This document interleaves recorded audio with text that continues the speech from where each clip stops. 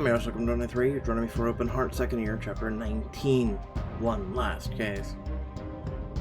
It's Edenbrook's final day. All is quiet on the 7th floor until...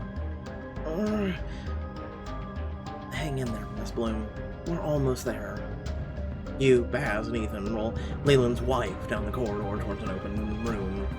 Honey, you're in good hands. Caroline moves her head towards Leland's voice, but her eyes are swollen shut. She tries to respond, but the most she can manage is a weak wheeze.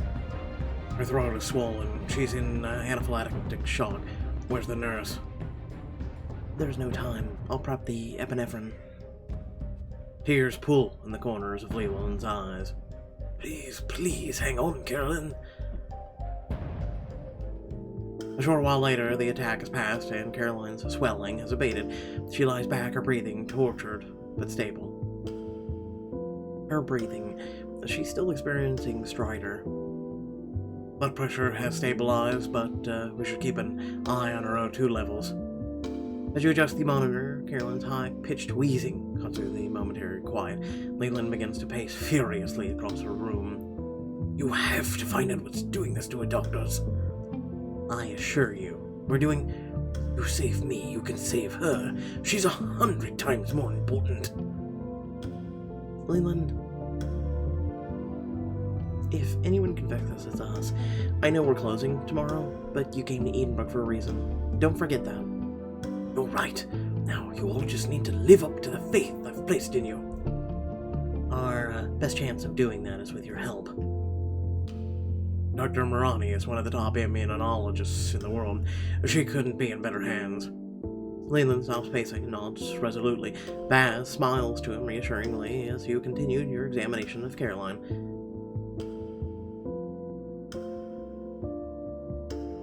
You place a stethoscope against Caroline's chest and listen carefully to her ragged breathing.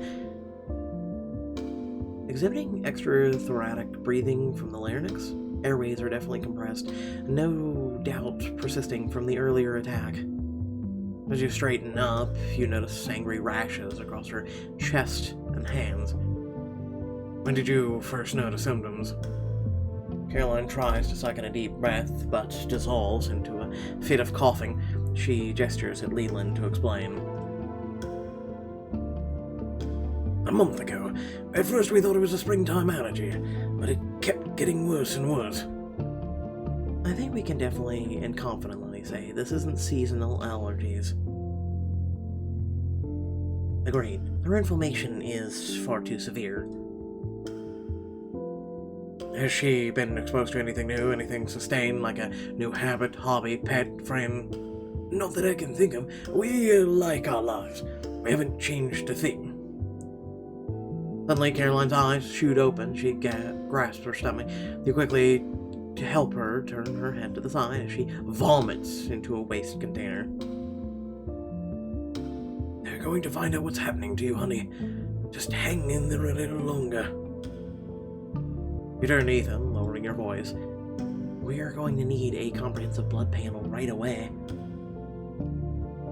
That's gonna be difficult. The lab is short-handed. Then I'll run it myself.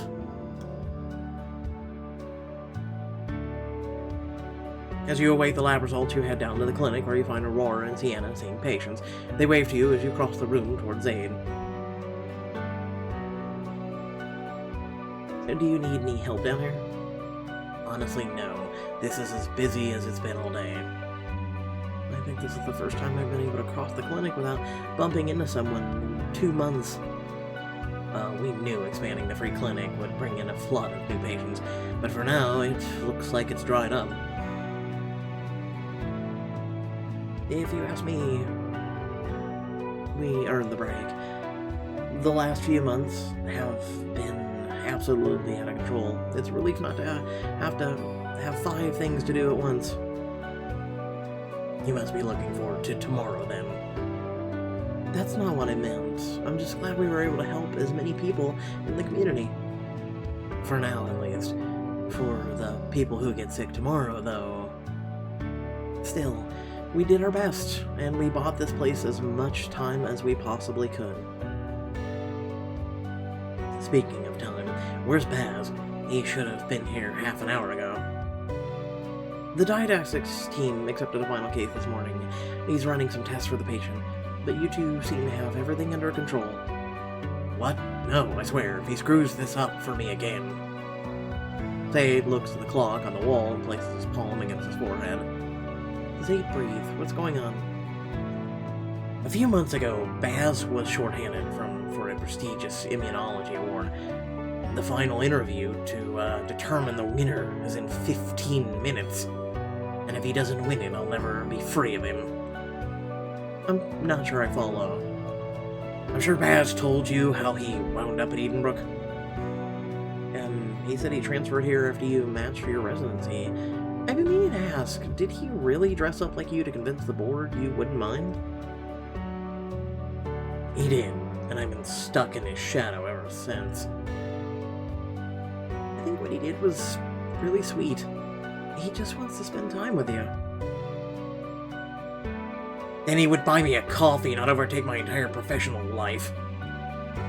With Edenbrook closing down, I thought it was finally my chance to strike out on my own, make a name for myself somewhere that I wasn't the lesser Dr. Morani. But if he won this award, hospitals would be falling over themselves to get him. You'd get an offer somewhere that would be too exciting for even him to refuse. And you'd be free of him. Professionally, yes. I care about my brother, obviously, but it would be nice to be my career could just be my own for a change. If he misses the interview, they'll give the award to someone else, and Baz will just wait for me to find a job and follow me there. You know, Baz isn't the only one who can pretend to be the other twin. Do you think that would work? Why not?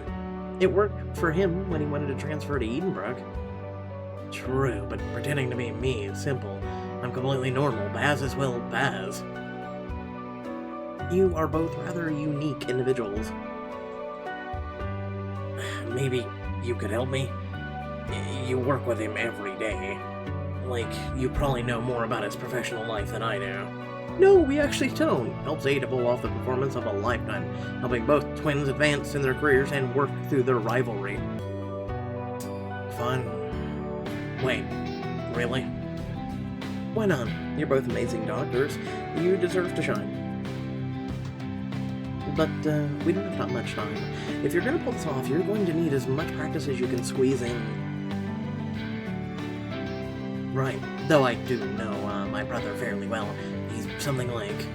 He curls his shoulders up, wiggles his fingers next to his face, and his grin so wide like it verges on creepy. Oh, the only thing better than healing people is sunshine and rainbows.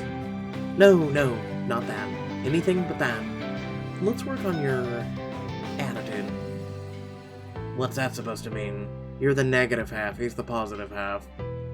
It's not a bad thing, you're just really on the ball. Where Baz has a vibe that's more like a teddy bear. So you want me to act more like a child's toy? I'm saying, imagine being the kind of person every kid would want to hug. Baz has always been our niece's favorite. Alright, I suppose it's worth trying to think softer. Alright, let's try this. Zaid nods his head and shakes out his arms. He takes a breath, stands up straight, draws his mouth into a warm smile. Hi, I'm Dr. Baz Morani. How are you doing today? That was actually kind of convincing. Yeah? Definitely. So just hold on to whatever you did there, because right now we need to get moving if we're going to make that appointment. Join Zaid in his car for a short drive to Baz's appointment. Even this is going to get confusing. I can't believe I'm about to do this. Scratch that, I can't believe I have to do this. No one is making you pretend to be your brother. Baz isn't giving me a choice. He never has. So, it's just a coincidence that you're on your way to make sure he gets an award for his work? I told you I have ulterior motives. That doesn't mean they're your only motives. Well, no one's ever questioned how Baz is at what he does. He's a brilliant doctor. There's a reason the spotlight follows him anywhere he goes, or we go. He's always just been better at things than I am. He's also more positive. And you resent that? I suppose I used to, but you know Baz, it's hard to stay angry with him. I just want this thing to be mine. I wanted to shine as a doctor on my own. But then he had to follow me here. You know, Baz was a doctor before you were. If you ask me, it sounds like you were the one following him. And I suppose you think that means something? I think it meant something to Baz. Whatever your intentions, Baz saw you follow in his footsteps. But think about it from his perspective. The one where he constantly outshines me without even trying? No, the one where his twin brother shared his dream. They'd huffs and crosses his arms. Maybe. Soon you arrive and Zaid parks the car. We still have a few minutes to get inside. We made it. Let's save the hugs and high fives for after this works. Welcome to the Society for Advanced Immunology. How can I help you? We're here for an interview. This is my colleague on the Edenbrook Diagnostics team. Hi, I'm Dr. Baz Marani. How are you doing today? Yes, he gets his brother's name confused. You see, shut up. Zay turns to you and gives you a sly wing. Well, it's a start. It's so nice to meet you in person. After the great advice you gave me last time we spoke on the phone. The advice? Right. I am glad it worked out for you. You're very lucky to work so closely with someone so talented and gorgeous. Dr. Valentine. And yes, working together has been very interesting. You must have so many stories. Right, like the time Baz, cured his own brother of a terrible disease. Oh, wow, I'd love to hear more about it while they prepare you for your appointment. Really, Baz, should tell it. He'll do it more justice. Right. But, well, you see, truth be told, he could have cured himself just fine. Baz, you're just being honest. Zaid would be dead if it weren't for you. Oh, how dramatic. It wasn't, if anything, it was just happenstance that I was there at all. Zaid could doctor circles around me. I see. Zaid flashes an awkwardly large smile and a thumbs up. Well, I believe they're ready for you. Please follow me. As you follow the secretary down the hall, you whisper back and forth with Zaid. How am I doing? Horrifically. Okay, if they haven't met Baz, that is. You're supposed to be helping! This is me helping. You've just got to loosen up a little. I hate this. I'll go in and see if they're ready for you, Dr. Marani. The secretary disappears behind the door and Zaid straightens his shirt. Any last advice? Just remember one thing. You know your brother. You're his brother, his twin. Deep down, you know him better than anyone. I suppose that's true. At least he's certainly always been able to read me. You can do this. Just then the secretary returns and ushers Zaid through the doors, leaving you to wait outside. Fingers crossed. 30 minutes later, the door opens and you see Zaid, smiling and shaking the hand of a well-dressed woman. Such a pleasure to meet you. Thank you for taking the time. You as well. You are a true credit to your field, Dr. Marani. I'm just humbled that the society would put me in such a brilliant company. Good day. As the woman steps back into her office, you walk up to Zaid. Well, it's a lock. Turns out this interview was a little more than a formality. They're giving my brother the award. That's great news. Even better, I told them I refused to accept the award unless they played my signature walk-up song at the ceremony. You didn't. I have to send them to do it later, but I'm thinking about the gentleman who can't lie about his affinity for big butts. At least it'll be humorous. Honestly, I think Baz might actually really love that. I like big butts and I cannot lie. Your mission accomplished, the two of you head back to Edenbrook. After a few minutes of silence, Zaid clears his throat. I suppose I should thank you. I'm just happy to do it, Zaid. You deserve a chance to shine, too. Maybe so, but more than that, Baz deserves to be acknowledged. He really is the most brilliant doctor I know. Think the work he did, well, it may have impacted my decision to pursue medicine. Don't worry, I won't tell anyone. Dave looks ahead uncomfortably and clears his throat. It's for the best that he wins. And then if he were to take the position in the same city as me, it would not be terrible. Coming from Zaid, that's practically gushing. The two of you drive the rest of the way back to the hospital, together in companionable silence. Later that morning, you and the diagnostics team return to Caroline's room, and you look over her chart. You're looking much better, Miss Bloom. I'm feeling better, though I suppose I'm not out of the woods yet. Have you learned anything about what's causing this? We've discovered that you're suffering from a selective LGA deficiency. A deficiency doesn't sound good. It's not as scary as it sounds. Most people with LGA deficiency never even realize they have it. People are usually born with 5 types of antibiotics. You were born with 4. You're missing the antibody responsible for fighting infections in your mouth, airway, and digestive tract. That actually explains a lot. I've always gotten sick easily, nothing major, but anytime something's going around, you can be sure I'd catch it. We suspect that your recent attacks have been caused by an external bacteria, and that the deficiency is amplifying the symptoms. That what may be a mild infection before is being made severe by your body's inability to fight it back. But we haven't been anywhere in weeks. Where could I have been, even to pick it up? Anywhere. Possibly even your own home. Even common environmental bacteria could lead to a severe inflammatory response with your condition. Does that mean you know how to cure this? Miss Bloom, we think so, yes. I know what you've been going through has been painful and scary, but if we're right about this, it'll soon be over. You can't imagine what a relief this is to hear. Leland was right to trust you all.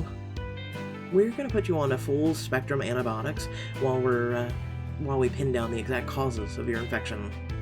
Thank you, doctors. I can't wait to tell Leland the good news. Did someone say good news? Just then, Leland pushes through the door carrying an absurdly large bouquet of exotic flowers. Talk about lavish. Leland, they're beautiful. Not as beautiful as you, my love, but I figured you deserved a bit of you. I'm sorry, Mr. Bloom, but the flowers will have to wait. Excuse me, but Caroline just said... We have a theory as to what's causing your wife's attacks, but we're not sure what specifically is triggering the symptoms. We need to isolate what's getting into her system and make sure she's not exposed to it while her body is still recovering. I didn't even think. Leland dutifully dumps the bouquet in a nearby hazardous waste bin. Oh man, honey, I'll think twice as many for you as waiting at home the minute we figure this thing out. Till then, we're not taking any chances. It's the thought that counts. Thank you, darling. Thank you all for saving my Caroline. We step into the hallway to discuss Caroline's case as Baz pulls some new samples. There's something bothering me. If this is bacterial, why would the attacks keep reoccurring? They've been half a dozen specialists already. She must have been put on antibiotics by now. Perhaps, but her symptoms weren't as severe then. They may have dismissed her. And we only heard about her history of infection right after we mentioned the deficiency. Patients often don't know which symptoms matter the most. Doctors can't treat something they don't know where it is. So, it keeps on hiding in plain sight. The two of you fall silent, continuing down the hall. You seem thoughtful. Care to share what's on your mind? I have to know before Edinburgh closes. This is our last mystery together. The last major case of the hospital. If we close before we solve it, I might lose my mind. That would be a shame. Your mind is one of your absolutely strongest assets. Then why haven't I figured this out yet? Don't confuse your entire career with the outcome of a single case.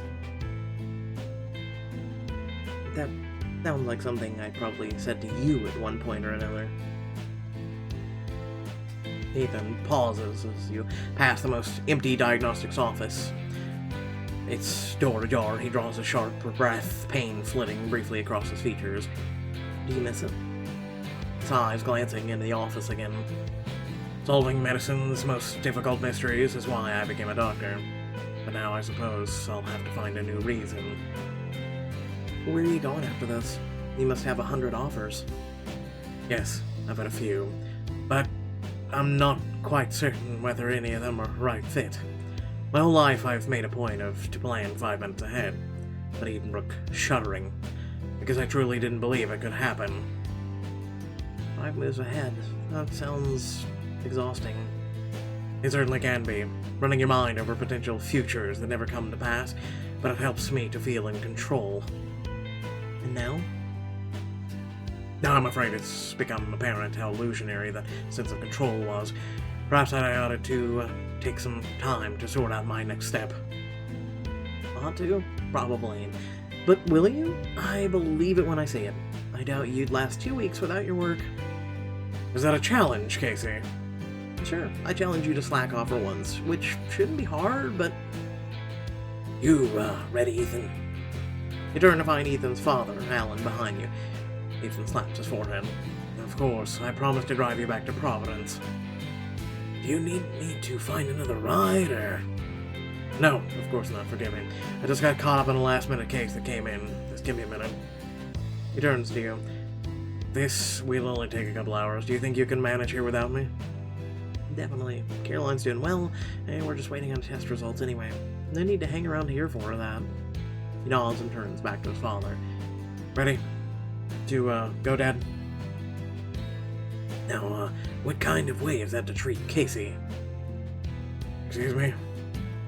You just said yourself there's nothing to do here. Why don't you invite her along? Oh, for the love of diamonds. Dad, I seriously doubt Casey has any interest in seeing your house. It was your house too once. Anyway, you both look like you could use a break. Alan winks at you playfully, cocking an eyebrow. Ethan sighs, turning to you.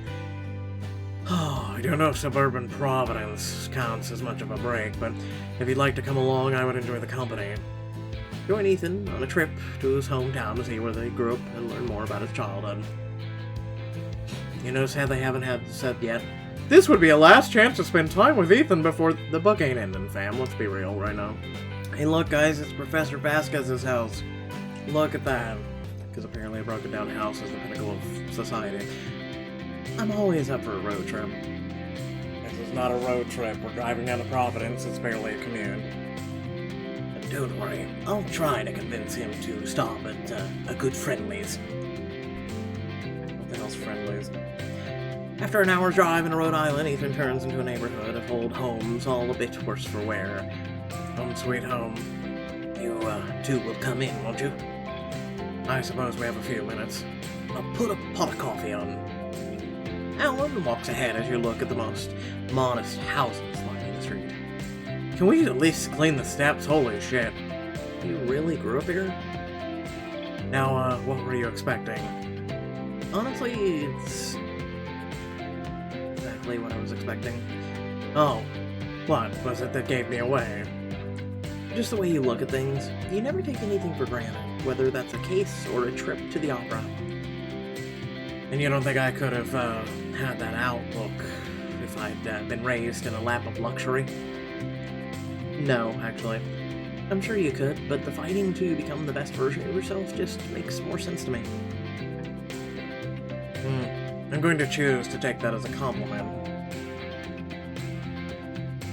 You walk alongside it with Ethan and join Alan in the living room. Things don't seem to have changed much since I left. Are those shower curtains as curtains? They're so shiny and plasticky. If that's not broke, don't fix it, right? I suppose that's one way of looking at it. Careful now, soon I might take offense. I saw some kids playing outside. They seemed like they were having a good time. Ethan glances out the window at the game of street hockey that recommended the minute you parked the car. A reminisce. You catch a fleeting smile across his lips. I suppose it wasn't all bad. You, get into trouble? No. Yes. Come on, spill it. Oh, and let you use it as blackmail? I remember one time Ethan and his friends planned a heist. Broke a map, gave each other code names and everything. What was yours, Ethan? Verdi? Actually, I believe mine was Nighthawk. Much more sophisticated. So, what big score was worth all that trouble? 2 tomatoes. He robbed Mr. Ellery's garden, which was so lush he never even noticed. So you're saying they got away with it? Literally, we're in the presence of a criminal mastermind. For the record, it was 3 tomatoes, and they were the best damn tomatoes I've ever had. Alan stands up and takes a photo off the mantle. If we're going down memory lane, take a look at this little heartbreaker. You and Ethan join Alan near the fireplace where you look at the small framed photograph. Are you kissing that teddy bear? I was practicing CPR. Oh, still telling yourself that after all these years? Of all the photos you could have put up, I've got some others. Here's his first day of high school, 2nd grade. Look at the picture, a young Ethan with a mouthful of braces grins at the camera. Such a cute kid. I think this is where someone is supposed to say, "What happened?" Wouldn't dream of it. After all, everyone always says you take after me. I've got some others. Here's his first day at school, 2nd grade. Look at the picture with a young Ethan with a mouthful of braces grinning at the camera. Such a cute kid. I think there was someone supposed to say, "What happened?" Wouldn't dream of it. After all, everyone always says you take after me. Ethan takes another photo off the mantle, one of them seated in a swing by his mother. He stares at it for a moment in silence.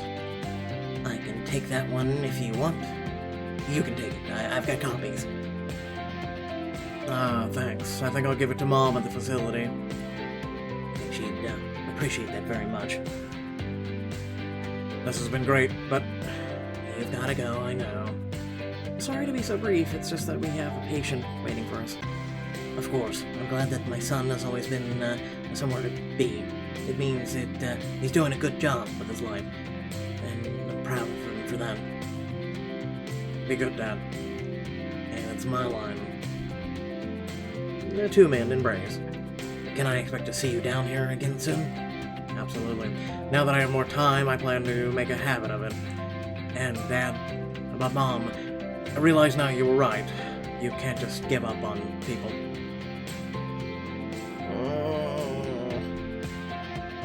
Soon, you're on the road back to Boston. And yes, I know we looped there for a second, because, yeah, choices crashed and then made us bounce back like 20 seconds. That was fun. Thanks for bringing me along. If you think some niceties now are going to save you from the payback later, think again. Payback? You got to snoop around my childhood home. Expect that I will dig up at least a few of your secrets. Please, making out with you, or making out with a stuffed animal doesn't count as a secret. I told you already I was practicing CPR. If you say so. Ethan shifts his grip on the steering wheel. It's odd, watching your past collide with your present. Disconcerting, somehow.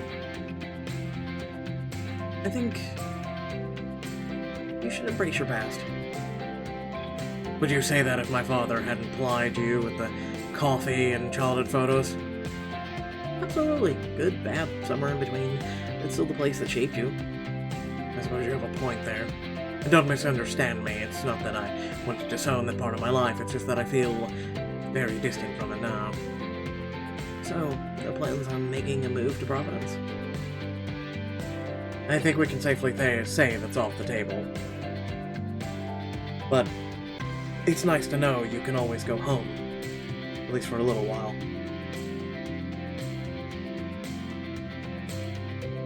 A short while later, you pull back into the parking lot of Edenbrook. Ethan sighs as he looks at the familiar building. One more last thing will be in the past soon. You mean another place that made you the man you are today? He looks at you, eyes filling with longing. And what about you? What has this place made you, Casey? Maybe someone who wants to kiss you right now. You lean across the center console, press your lips to his, the kiss lingers, and for just a moment, the only thing that matters is right now. Finally, Ethan pulls away, softly smiling at you. Are you trying to avoid the question? Nope, just trying to get the answer, honestly. Really, though, this place has made me kind of a doctor I always hoped I'd become. Ethan smiles gently at you, and the two of you head inside together, ready to face your last case as a team. Later that day, you're waiting for the final few test results when you run into Baz, pacing the hallway looking distressed. Baz, did something happen? No, I mean, yes, but it's not important. I was nominated for an award that would have helped me lock down an offer. The thing is, I was supposed to go to an interview for it this morning, but I lost track of time. He doesn't know Zaid helped him. I should rat on Zaid. You tell Baz everything. So he... Yep. And they... Yep. I can't believe it.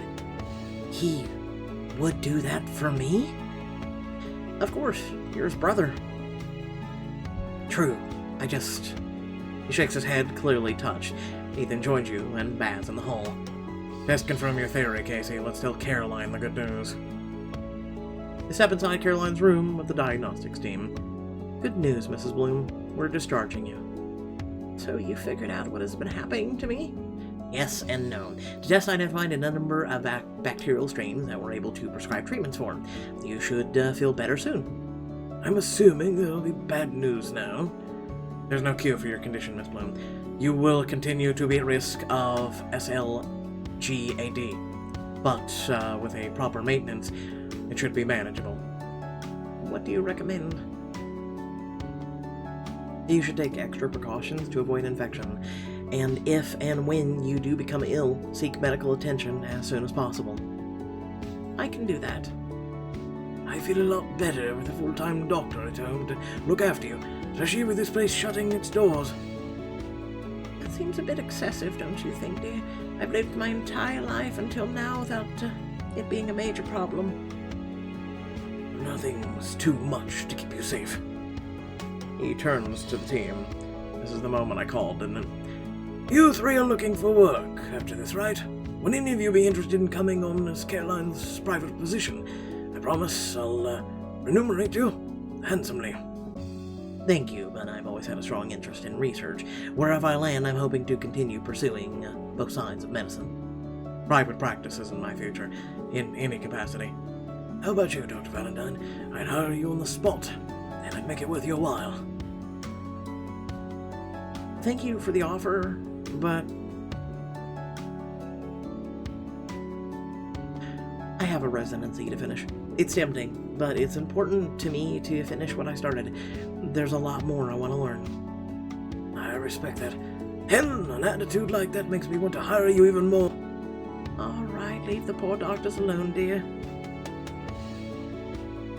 Leland smiles at Caroline. Genuine warmth suffusing his features and delicately kisses her forehead. You know best, dear. Now let's get you home where you belong. Listen, Leland, they're gonna need you to make a call. Get out your checkbook. Come on, man, don't do this to me. When she's ready for discharge, you and the team escort Caroline to the atrium, where Leland wheels her towards the front doors. They both turn to wave goodbye. So that's in then. The diagnostics team's last case. Bittersweet, isn't it? Mainly sweet. We stayed true to the team's mission until the very end. We kept helping people until the last possible moment. That's something to be proud of. You're right. In fact, it's the most important thing we could have done. Suddenly, Leland barrels back through the doors with Caroline, who's bent over in her wheelchair in a fit of coughs. Somebody help! Oh my god. The three of you rush forward as Caroline collapses out of her wheelchair. She grabs at her neck as she gasps to draw breath. Quick, find an EpiPen. Baz nods and runs back into the hospital as you and Ethan rush to Caroline's side. You're gonna be alright, Miss Bloom. Just focus on breathing for me, right? Caroline. You quickly examine Caroline's body. Her skin is turning a livid red, and a welt is swelling across her forehead. Seconds later, Baz rushes in, an EpiPen in his hand. Over. As Caroline continues to be racked with cough, you and Ethan hold down her leg, allowing Baz to inject the desperately needed medicine. Leland paces outside of Caroline's room, stopping just long enough to peer in at his resting wife through the window. Pain contorts his features. I thought you had this under control. She wasn't outside the hospital 30 seconds. Her previous attack was under control. This is new. Well, what's the damn difference? She can barely breathe, Dr. Ramsey. You said you'd fix this. Mr. Bloom, please calm down. Calm down. No, it's just to do that. Leland brushes away fresh tears. She's the love of my life. Nothing's more important to me than she is. I know that, and I promise we are doing the best we can for her. He heaves out a shuddering sigh, suddenly seeming to grow smaller under the weight of his own pain. I know, I'm just... You'd have to excuse my behavior. All that does is distract you. This is a difficult situation. You have every right to be upset. So what's the next step? Clearly our bacterial theory was wrong, or at least it wasn't the whole story. We need to pinpoint what's causing such an intense reaction. Nothing's changed after we treated her, but maybe it's something outside. Some sort of plant that grows both here and at home. Could be, but the intensity and the timing of her reaction suggest she encountered the agitation before she even left the hospital. So a chemical used in both locations? Maybe some sort of cleaning solvent? But then, how would she would have recovered?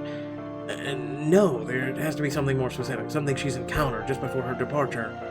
The sweater. She wasn't wearing the sweater while she got better in her hospital bed. Then she put on the thing, and she suddenly got worse. I think I might have an idea. A short while later, you prep an allergy test kit and prick Caroline's skin with the tip of a thin needle. Seconds later, the skin swells into a giant red welt. What was on that needle? Immunoglobulin A, the exact antibody type your wife was born without. I don't understand. We were operating on the assumption that Caroline simply lacked the antibody, but that wasn't fully the story. She's developed a violent allergy to it.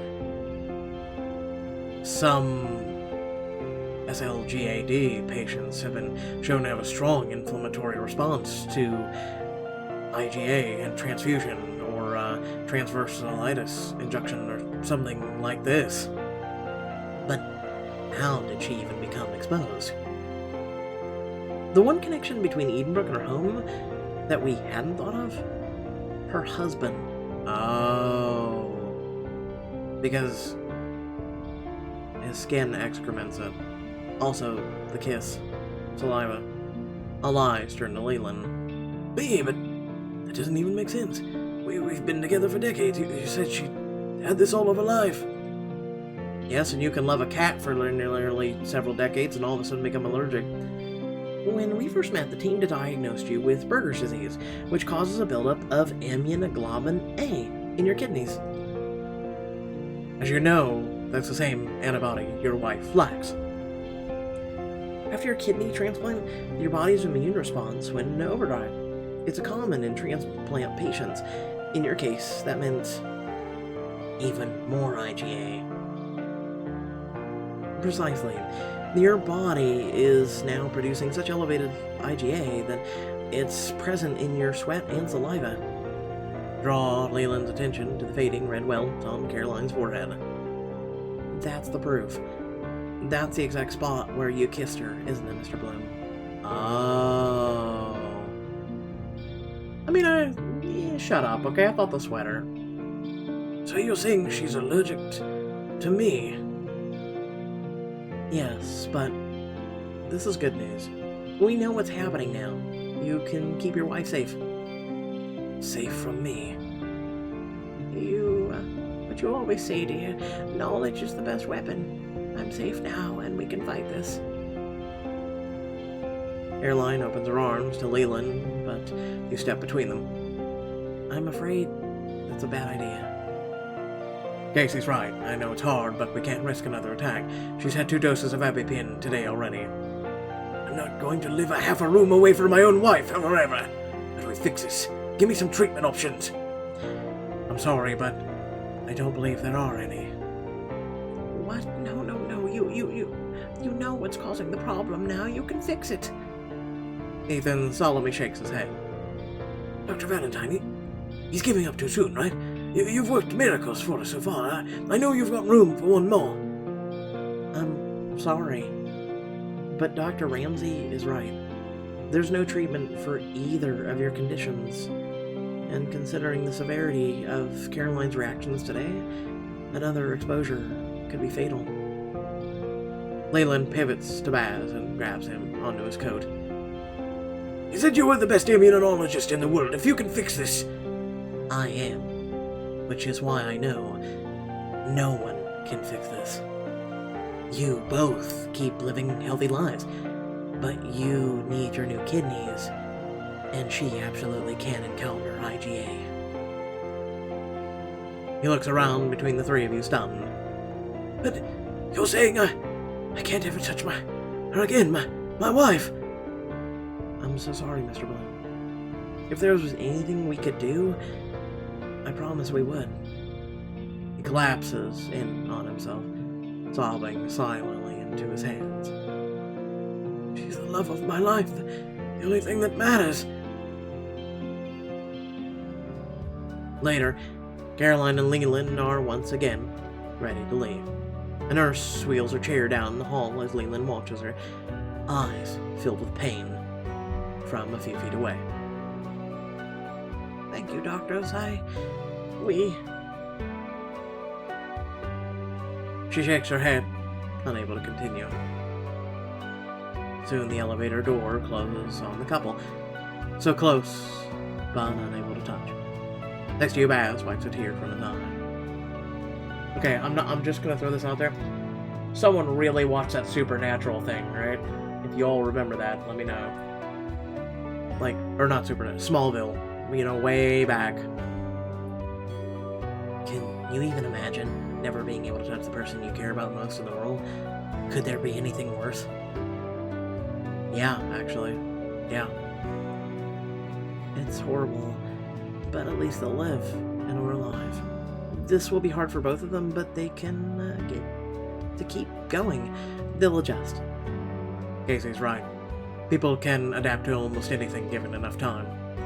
Maybe. Still. I think I need to find my brother and give him a big hug. He hurries off down the hall.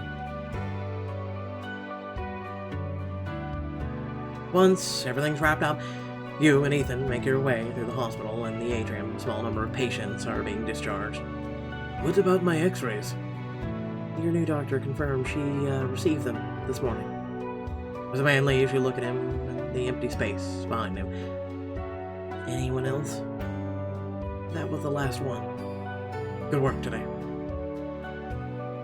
Ethan shakes the nurse's hand as one of the atrium's main lights switches on. I think that's our cue to leave. The nurse waves to you and follows her patient out the door as another light switches off. You take Ethan's hand in yours in the darkened hospital. I know it's time to go, but I'm not ready. There's just so much about this place I'll miss. What in particular? I think I'll miss the most is... you. He chuckles once to himself. You might be the only person who's ever felt that way. Oh, please. Doctors here worship you. They were scared of me. Pretty sure that counts. Smiling softly, he turns to gaze in your eyes. For what it's worth, Casey, I feel exactly the same way about you. The last light switches off. So, this is really it. For some things. Ethan squeezes your hand, and together you walk towards the exit. And what about other things? Am I gonna see you again now that we don't work together? It's impossible to say what the future will hold. But I can see as far as tomorrow, and I'll see you then. I'd like that. You coming? I'm gonna stand here for a few minutes and enjoy the quiet. It's the one thing around here I never got the chance to do. You wave to him and then head for the exit. Just before you pass through the doors, Ethan calls out from behind you. And Casey? You're gonna make a hell of a doctor. Thanks, Ethan. For everything. Take a deep breath and step outside and leave Edenbrook behind you. Outside, you find your friends are waiting for you. There she is, finally. Garrett texted me, 3 hours ago now? Yeah, we were taking bets on whether you'd ever leave. Sorry for the holdup. Honestly, it's hard to say goodbye. This place was special, wasn't it? It was. I can honestly say Edenbrook saved my life, and not just in the literal way. Nothing is going to be the same now that it's gone. True, but maybe it's time to leave it behind. Sometimes we need change forced on us if we're going to move on to something better. You turn to Raph, surprised by how somber his statement sounds, but he's deep in thought, an uncharacteristic frown creasing his forehead. Maybe now isn't the time to dig into that. Knowing Raph, if he wanted to talk about it, he'd say something. You and your friends wrap your arms around each other's backs as you watch the lights flicker off across the building. I had so many plans for the rest of our time in Boston together, so many things I wanted to do. I know what you mean. It was so easy to put them off, and now time's up. It's not up yet. We're standing here, aren't we? Yeah, but... Nope. No buts. Take it from me, just because something's ending doesn't mean you can't squeeze in things you want to do. So, there must be things you wish you'd found time for, right? Things you always meant to do before you left this place. Like a Boston bucket list? Exactly. We can't turn back the clock, but we can make sure you really enjoy the time we have left. That's brilliant. I've lived here my whole life, and there are still tons of things I haven't done. Tonight's your chance to knock off a few of those at least, right? So, are we doing those? Your friends look at each other, smiles creeping over their faces as they think about the things they'd like to do. I'm in if the rest of you are. There's someone I'd really like the chance to kiss tonight. Tonight could be the night. Get down with your friends for a wild night you'll never forget. Sure. Let's do it. We need to get out on a high note. In that case, me first. You and your friends crowd around the table at a local seafood restaurant. My aunt says it's the best place for oysters in town. I guess that means if you don't like them here, you're out of luck. Have you seriously never had an oyster before? Look, I know you all look at me as some sort of muscle-bound and possibly brave, but you can stop there. The point is, oysters weird me out. They're just so slimy. Bryce, you literally cut people open for a living. Yeah, but I don't eat them after. I suppose we all should be grateful for that. Waiter arrives with a large platter of chilled oysters. Maybe this isn't such a good idea after all. Bryce? If you chicken out, I'm telling everyone. No one would believe you. Yes, they would, because the rest of us are going to say the same thing. So, that's what we've come to. Blackmail. And here I thought you were all people I could trust the most. Oh my god, just eat it. Fine. Give me one quick before I lose my nerve. You top an oyster with a, I don't know what this word is, mignonette, and hand it to Bryce. Don't even chew, just take it down. Here goes nothing! Bryce quickly slurps the oyster down as the rest of you watch in anticipation. Well, honestly, I didn't even really taste it. Still counts. Follow Elijah's directions to a local comedy club hosting an open mic night. Elijah signs up and heads backstage as you and your friends wait for his turn. I can't believe Elijah never told us he wanted to do comedy. I get Secret Service. I can't even imagine doing something like this. Next up, we've got, says here, Elijah Green! Elijah wheels out to the center of the stage and awkwardly blocks his eyes spotlight. Hi, everyone. I'm Elijah. We already know that part! Oh, shut up! Elijah coughs into the mic. So, why did the mattress go to the doctor? Because it was the spring. Wait, I forgot a part.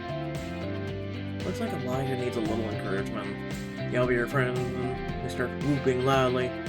Woo! We love you, Elijah! I've been waiting for this show all year! Elijah exhales, chuckles to himself, and then continues with more confidence. So, I was working at the hospital yesterday when a patient of mine comes in. I tell him I've got bad news and worse news. He wants the bad news first, so I tell him, your test results came back and you've got 24 hours to live. Grim?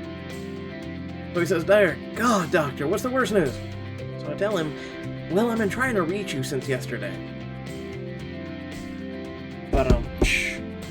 You and your friends burst into applause, and as you look around the audience, you notice several people laughing. So stupid. Honestly, I think that was awesome. It was grim, but I like it. Alright, so who's gonna follow and act like that? Jackie, what are we doing back at Edenbrook? I thought the point was to do stuff around Boston. Edenbrook is in Boston, it counts. Anyway, this is my, thing, so I get to do how I want. So what are we doing exactly? We're having a hospital bed bobsled race down this hallway. Really? What? We can't do that! Who's gonna stop us, or care? This place is closed. I like the way this woman, thinks. You, Karen, and Sienna wrestle up some 3 hospital beds. Dibs on referee! The rest of you pair up. This hallway isn't wide enough for 6 beds.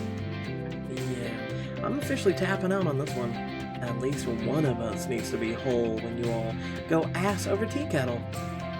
I don't get that, but I'll pick Jackie.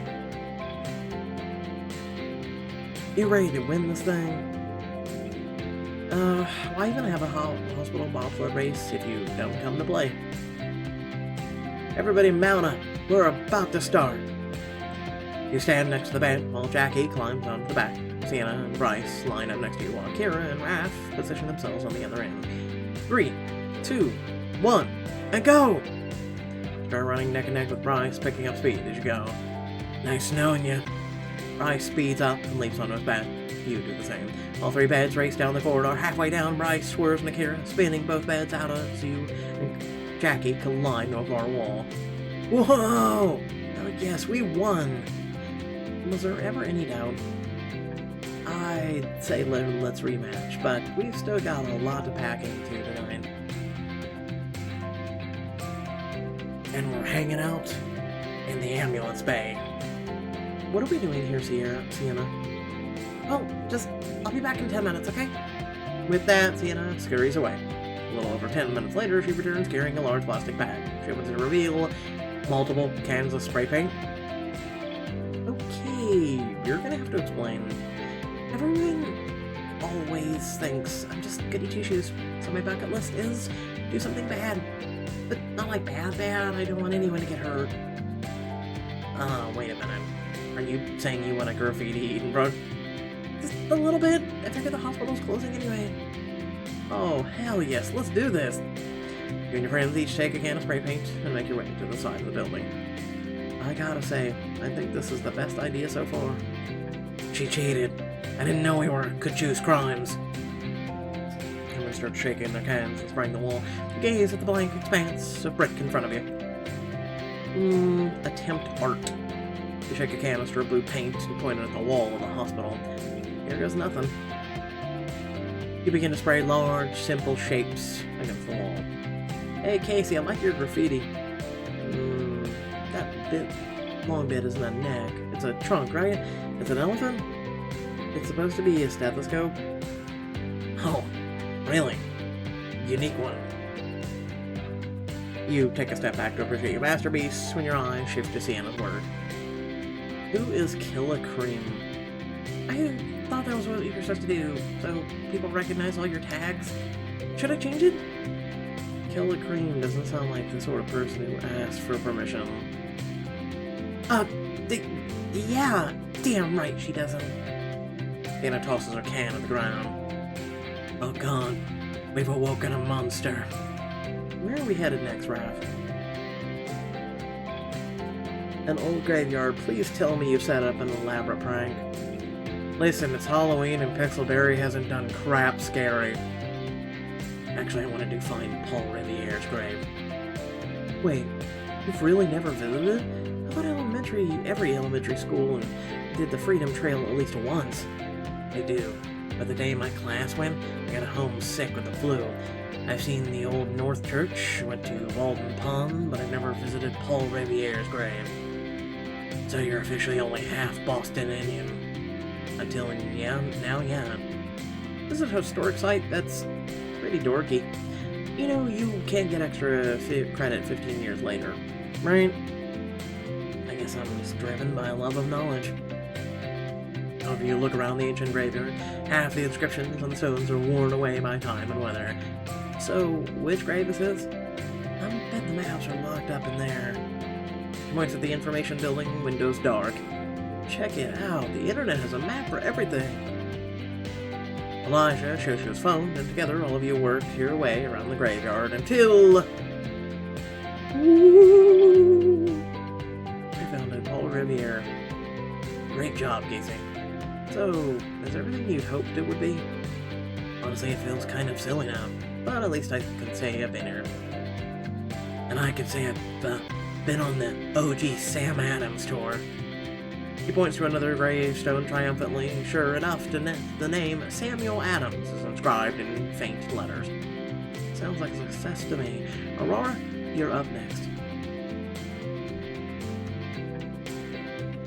All trail after Aurora around the corner to the center of Boston Common.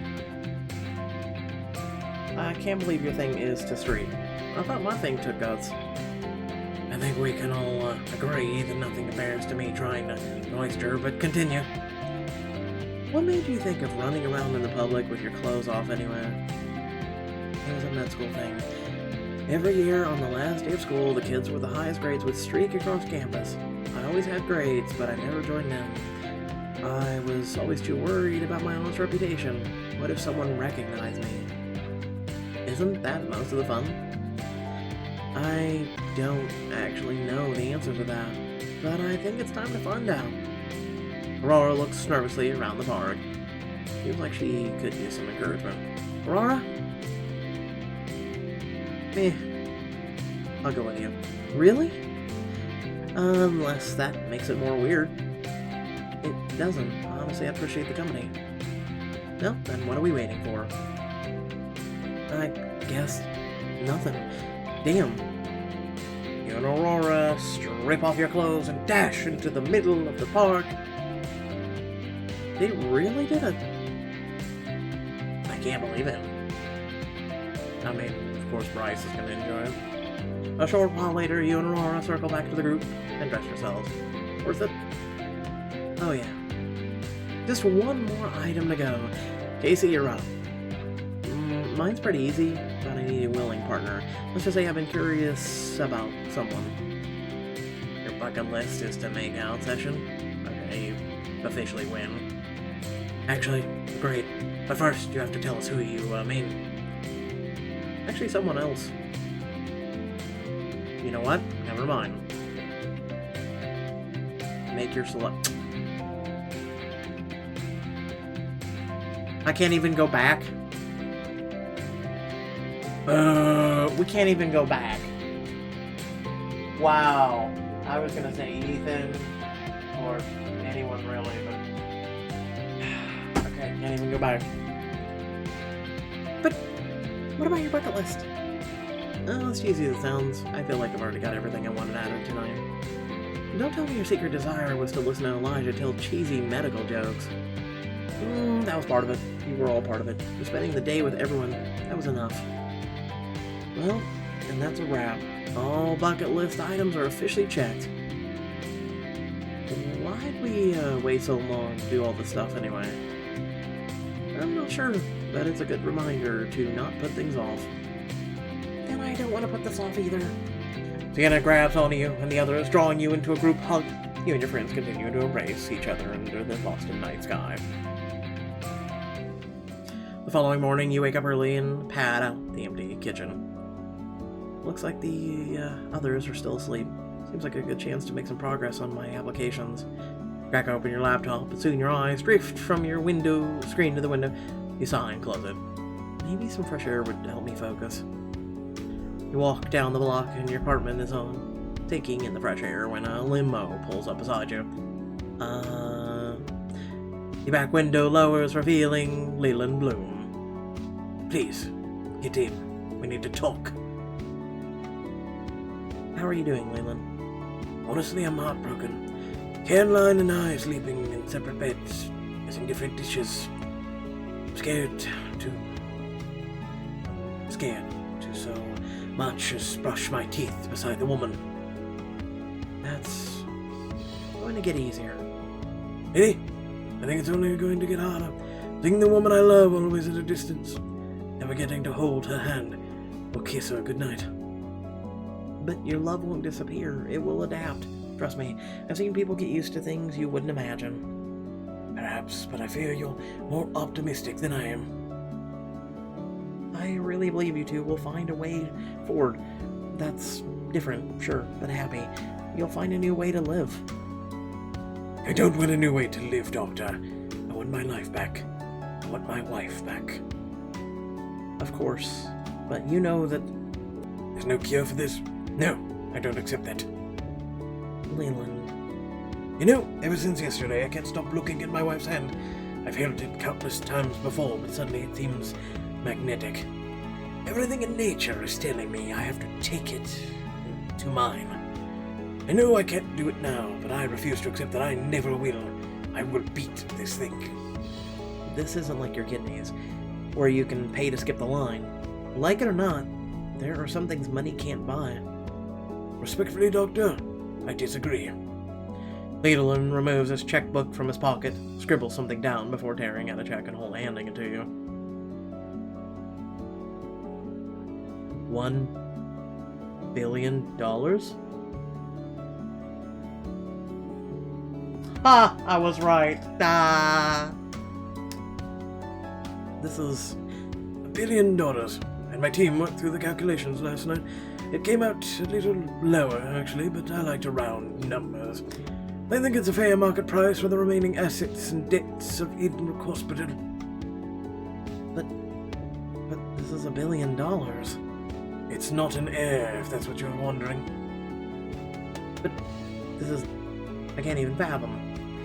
This amount isn't your concern. All you need to worry about is what the money can do.